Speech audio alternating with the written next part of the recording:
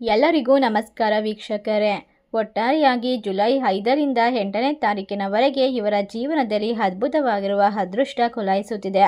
ಕುಂಭ ರಾಶಿಯವರೇ, ಈ 3 ದೊಡ್ಡದಾಗಿರುವಂತಹ ಪವಾಡದ ಘಟನೆ ನಿಮ್ಮ ಜೀವನದಲ್ಲಿ ನಡೆಯುತ್ತದೆ.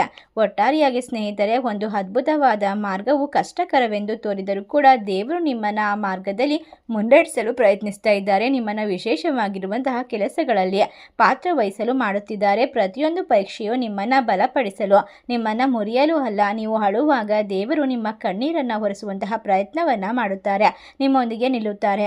ಆತನ ಯೋಜನೆ ಸಮಯ ಇನ್ನೂ ಬಂದಿಲ್ಲ ಎಂಬುದು ಮಾತ್ರ ನಿರೀಕ್ಷಿಸುತ್ತದೆ.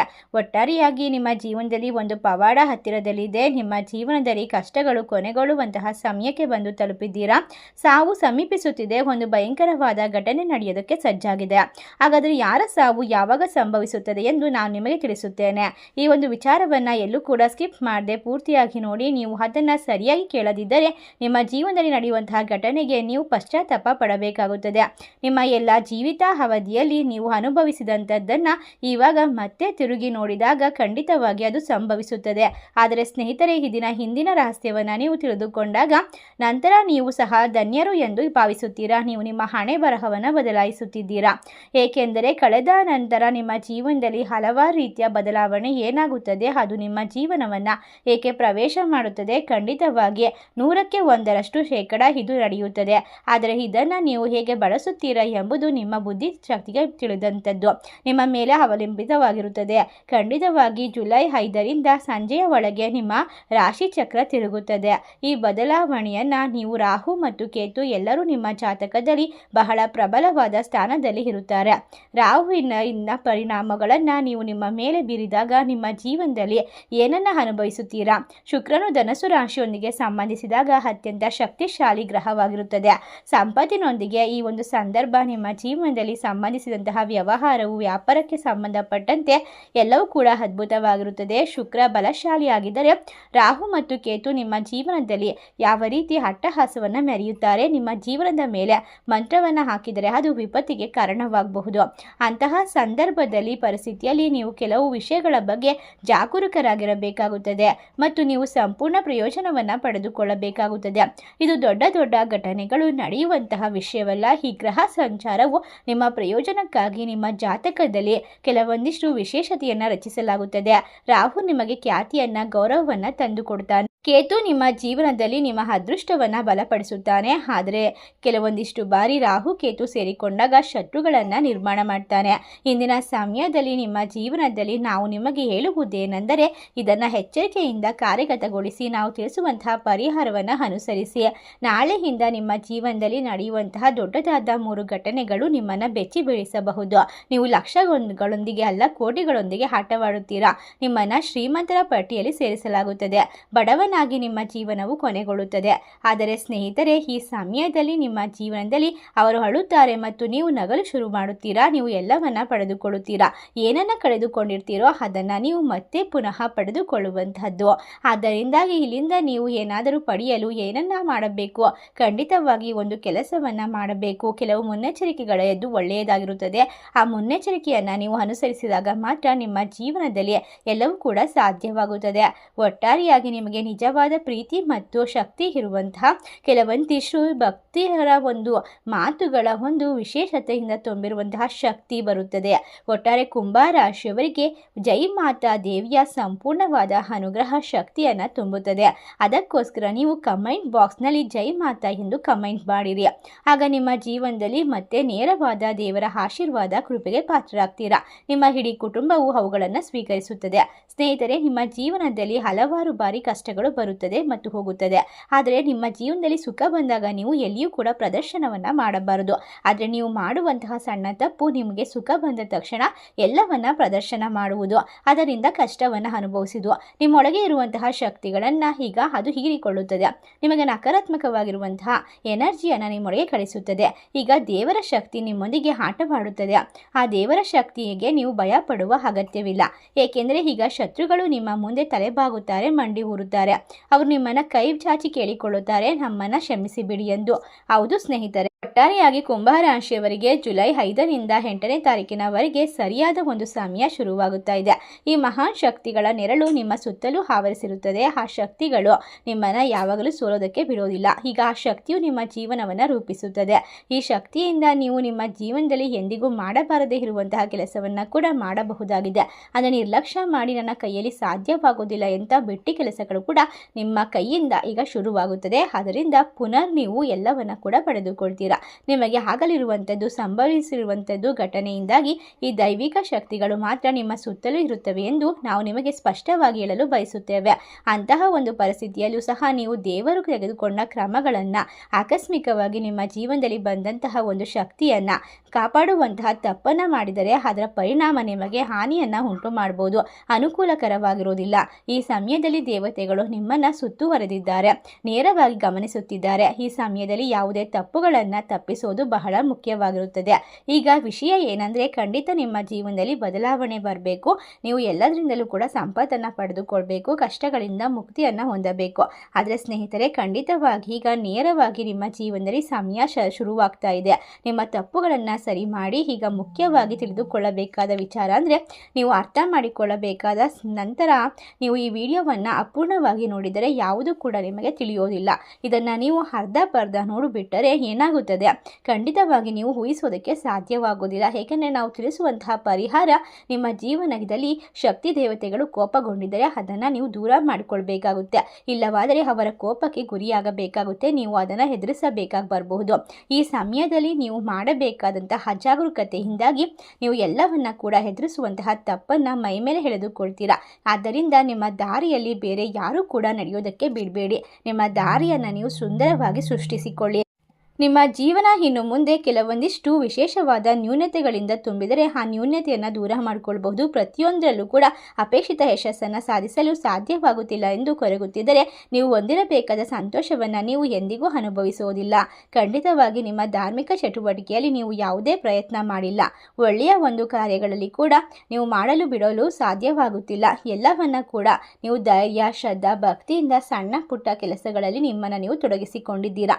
ಆದರೆ ನೀವು ಭಕ್ತಿಯ ವಿಚಾರದಲ್ಲಿ ಗೌರವಿಸುತ್ತೀರಾ ಮತ್ತು ಭಕ್ತಿಯನ್ನು ಯಾವಾಗಲೂ ದೇವರ ಆಶೀರ್ವಾದವನ್ನು ತರುತ್ತದೆ ಎಂದು ನಂಬುತ್ತೀರಾ. ಅದಕ್ಕೋಸ್ಕರ ದೇವರು ಈಗ ನಿಮ್ಮ ನಂಬಿಕೆಯೊಂದಿಗೆ ಮುಂದುವರಿಯುತ್ತಲೇ ಇರುತ್ತಾರೆ.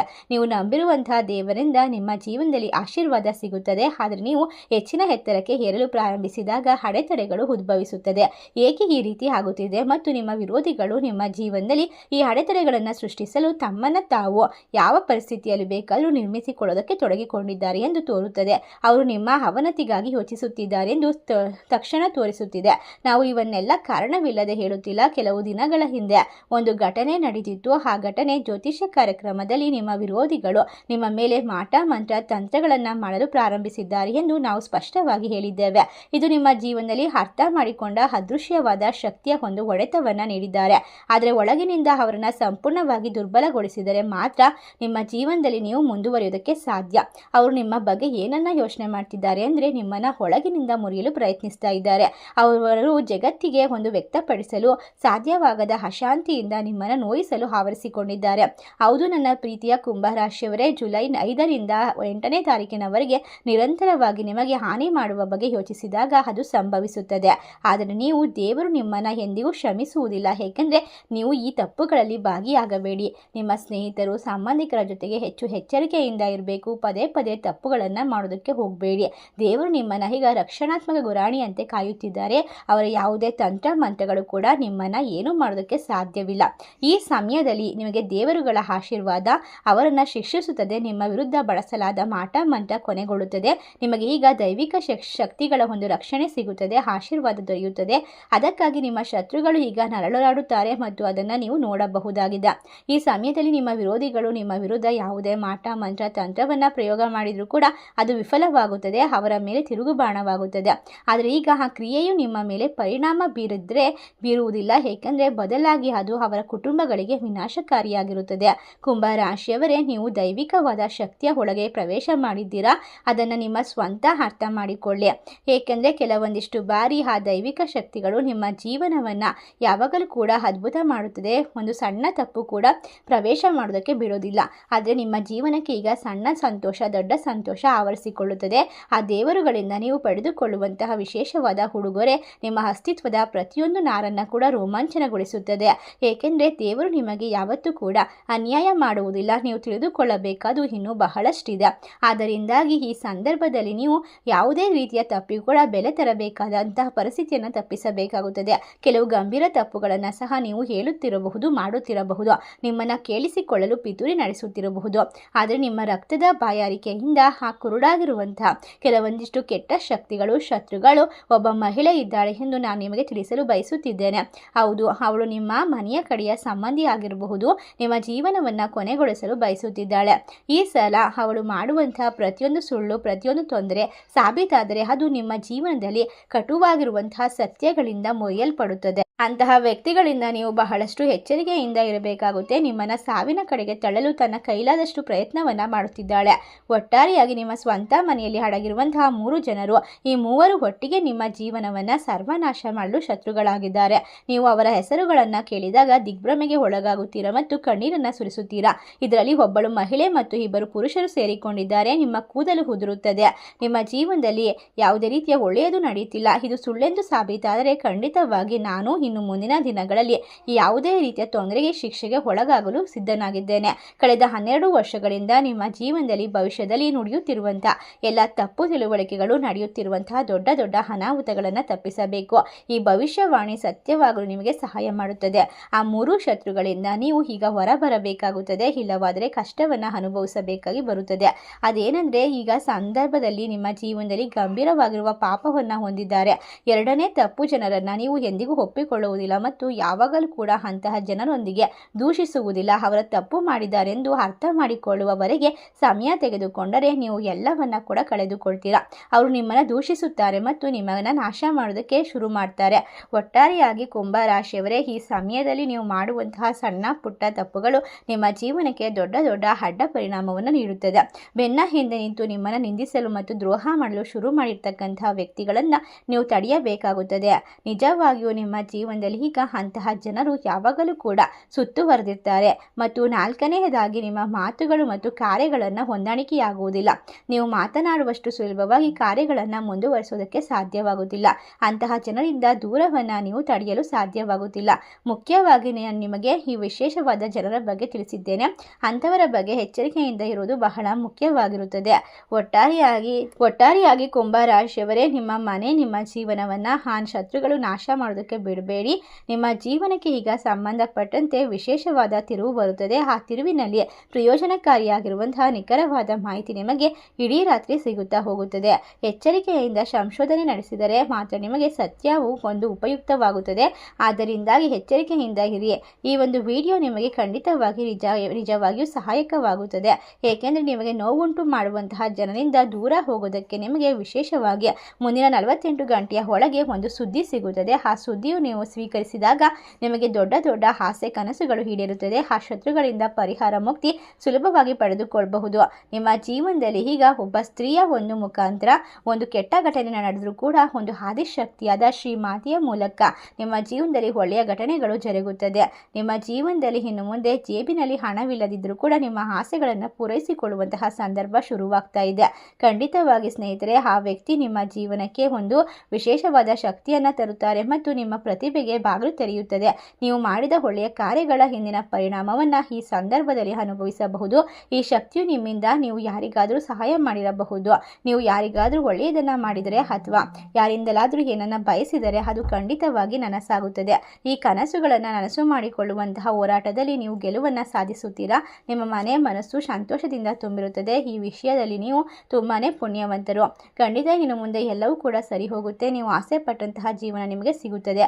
ಈ ವಿಶೇಷವಾದ ಮಾಹಿತಿ ನಿಮಗೆಲ್ಲ ಇಷ್ಟವಾಗಿದ್ದರೆ ನಿಮ್ಮ ಫ್ರೆಂಡ್ಸ್ ಆ್ಯಂಡ್ ಫ್ಯಾಮಿಲಿಗೆ ಶೇರ್ ಮಾಡಿ. ನಮ್ಮ ಚಾನಲ್ಗೆ ಸಬ್ಸ್ಕ್ರೈಬ್ ಮಾಡಿ. ಧನ್ಯವಾದಗಳು.